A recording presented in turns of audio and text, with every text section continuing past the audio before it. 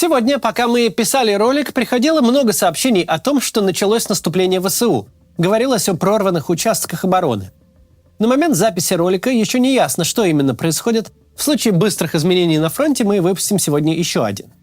А пока поговорим про Пригожина, который продолжает повышать ставки в своем противостоянии с российским военным командованием. Началось с того, что Герасимова крыли по матушке бойцы Вагнера, а не он лично. Продолжилось тем, что не только Герасимова, но и Шойгу последними словами покрыл уже сам Пригожин лично. Сейчас мы слышим уже о каком-то счастливом дедушке, который, видимо, сошел с ума и думает, что ему хорошо. Пригожин не просто основатель собственной армии. Пригожин, помимо прочего, владелец крупнейшей в стране пиар-конторы. Ему принадлежит бесчетное число СМИ и телеграм-каналов, а главное – обширная фабрика ботов. Пригожин – мастер пиара. Он прекрасно понимает, как работает интернет, какие в этом интернете обсуждаются сюжеты и кого имеют в виду, когда говорят о дедушке. Пригожин прекрасно понимает, к кому он обращается. Он не случайно выбирает самые унизительные выражения. Он осознанно накаляет обстановку до предела, чтобы его наконец услышали. О чем это говорит?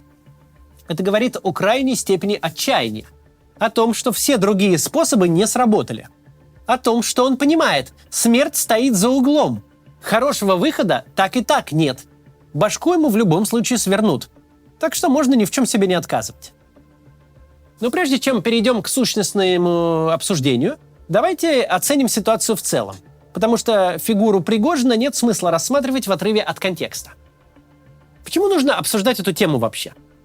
Потому что война – это ужас, смерть, грязь и кровь. Другой война может быть только в кино, в воображении, в речах пропагандистов, но не в реальности. Людям вы оружие не для красоты раздаете, автоматами они не пиво открывают. Даже военные преступления, какими бы ужасающими они ни были, никакой не эксклюзив российской армии или этой войны.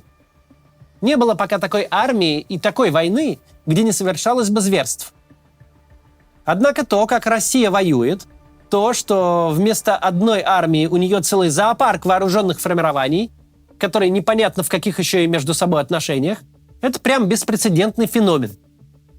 Его даже непонятно как описывать, потому что совершенно очевидно. Этот вот фантастический звездец, который прорывается в паблик, это только самая верхушка айсберга, а реальность намного хуже.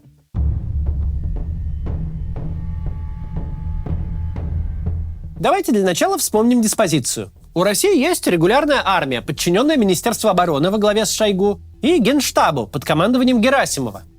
Есть Росгвардия Золотова. Внутри Росгвардии есть еще и кадыровские батальоны. Они подчиняются лично Кадырову. Есть корпуса народной милиции, так называемых ЛНР и ДНР, которые типа как стали частью российской армии после формальной аннексии, но у них своя структура, свои командиры, и к официальному армейскому начальству они относятся, мягко говоря, прохладно. Мы перечислили только условно-государственных и условно-официальных игроков. И сколько уже насчитали? Минимум 5 отдельных участников. Следом идет группа Вагнера, которая никакая не ЧВК, а полноценная параллельная армия с десятками тысяч солдат, с артиллерией и авиацией. Далее остальные частные военные формирования, коих не счесть.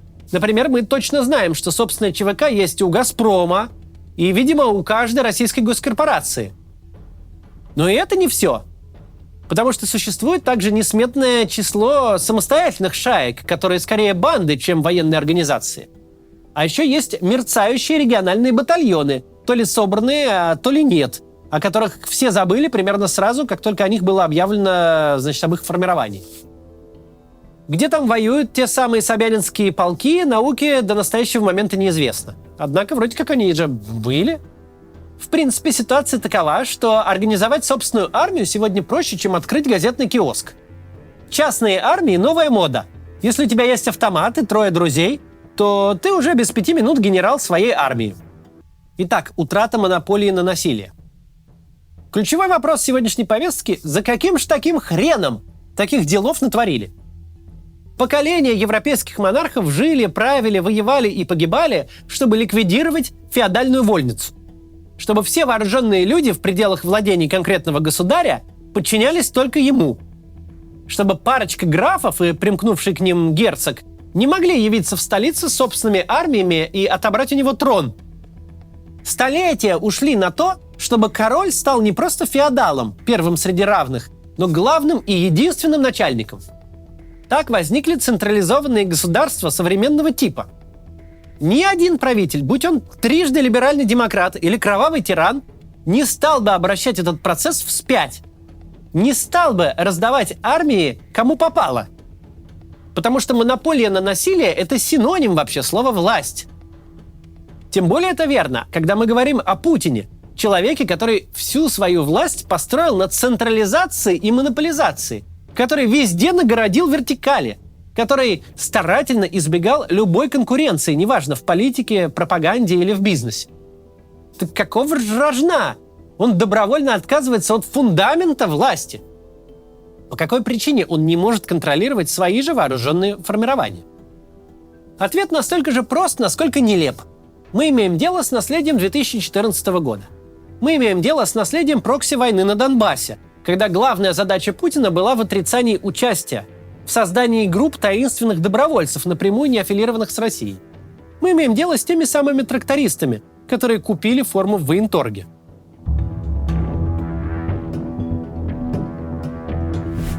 Многим кажется, что проблемы с этим неуправляемым Шапито начались в тот момент, когда Пригожин стал суперразговорчивым. На деле это не так, конечно. Например, известно, что командиры армейских корпусов ЛНР и ДНР относятся к российским солдатам с плохо скрываемой ненавистью и презрением. Слишком хорошо помнят, как их сослуживцев закидывали на украинские позиции. И когда к ним поступают российские мобилизованные, их бросают в самоубийственные атаки с большим удовольствием. Дескать, мы тут дохли как мухи, теперь ваша очередь.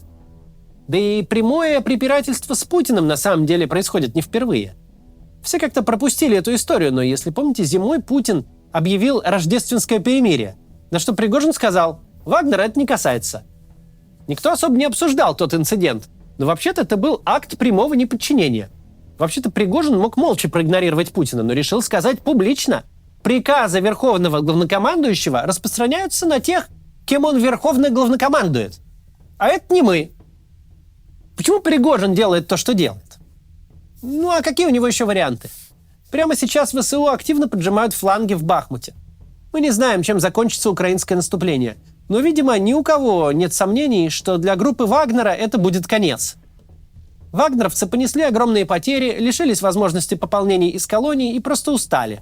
И вот в таком состоянии они столкнутся со свежими, обученными, мотивированными украинскими военными, снабженными натовской экипировкой и техникой. Дело не в том, что Вагнер остался без снарядов.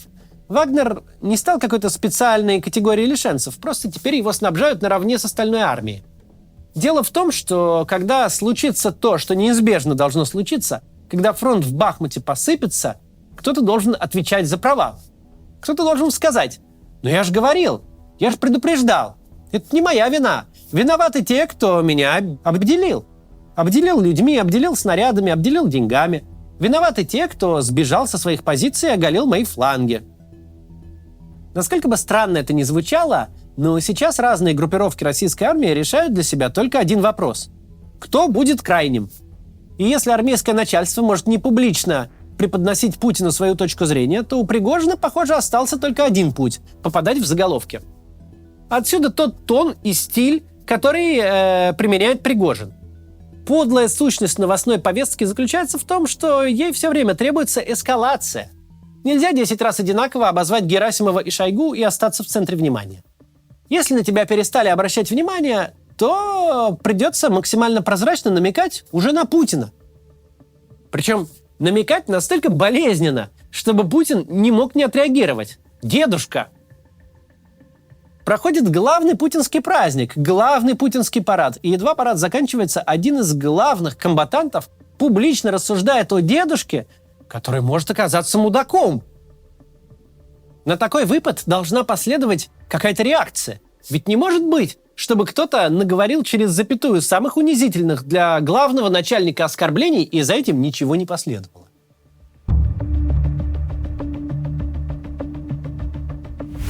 Чем кончится пригожинское противостояние с Кремлем? Мы понятия не имеем на самом деле. Мы это поймем в тот момент, когда наступление ВСУ наберет полную силу. когда будут утрачены территории и по итогам потерь будут приняты кадровые решения. Тогда мы увидим, кого назначат виноватым и лишат должностей. Точнее так, в армейском руководстве мы увидим кадровые перестановки, а в случае Пригожина просто никогда больше его не увидим и не услышим. То, что мы видим сейчас, это не мелкий ситуативный конфликт. Это централизованное государство со своей иерархией, со своим представлением, кто кому подчиняется и кто за что несет ответственность. Вот это государство счищает с себя то, что наросло на нем в процессе войны. Ситуация, которую мы описали в начале, когда буквально каждый сам себе генерал, когда никто не может посчитать, сколько армии России воюют в Украине и кому они все подчиняются, это плохая ситуация не для Шойгу и не для Герасимова и даже не для Путина лично. Это плохая ситуация для самой ткани государства. Неважно, о ком мы говорим, о вооруженных людях или о гражданской бюрократии, в любом случае такой статус-кво существовать не может.